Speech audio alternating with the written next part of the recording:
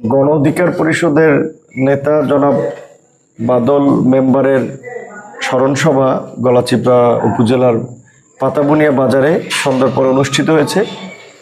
আমরা সেই সমাবেশ শেষে 10:30টার দিকে আমরা আমাদের গলাচিপা শহরে আমরা ফিরব।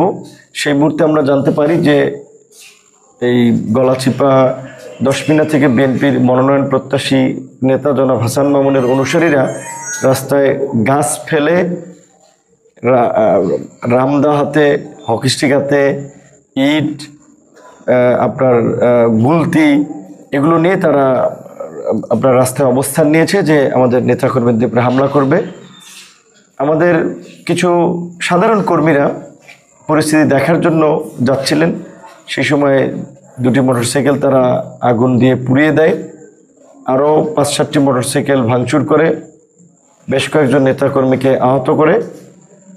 এবং ইতিমধ্যেই আমরা খবর পাই যে আমাদের এই গলাচিপা দশমিনায় প্রায় 8 থেকে 10টা অফিস তারা ভাঙচুর করে, বিভিন্ন জায়গায় আমাদের ব্যানার ফেস্টুন সেগুলো ভাঙচুর করে।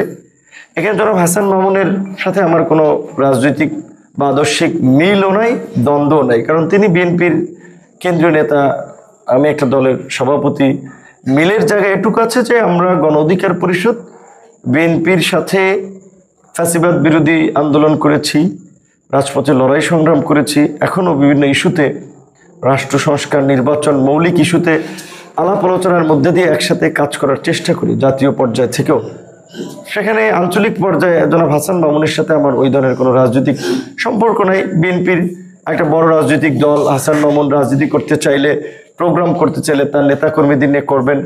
কিন্তু আমি যতদূর জানতে পেরেছি যে আমরা যখনই এলাকায় আসি একটা গণসংযোগ হয়, সাধারণ মানুষ এলাকার সন্তান হিসেবে তাদের যে একটা দেখার আগ্রহ, তারা আগে পত্রপত্রিকা দেখেছে, টেলিভিশনে বক্তব্য শুনেছে, একটা গণজোয়ার তৈরি হয়।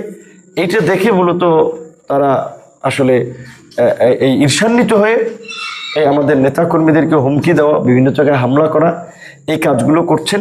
বিশেষ করে আমি যখন এই জুলাইয়ের পরে আমি যখন এই পটুয়াখালীতে আসি প্রথম, সেই সময় এই গলাচিপার আমখোলা থেকে আমাদের লোকেরা যাওয়ার পথে গাড়িতে হামলা করেছিল।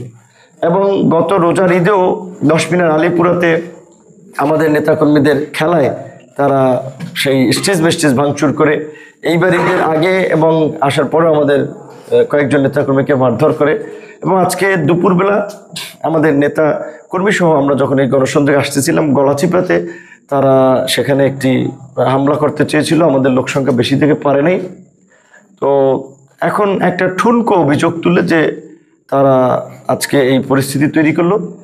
এটা অত্যন্ত নিন্দনীয় ঘটনা, একটি অনাকাঙ্ক্ষিত ঘটনা। বিএনপির শীর্ষ নেতৃবৃন্দকে জানিয়েছি, দেখি তারা কি ব্যবস্থা নেয়।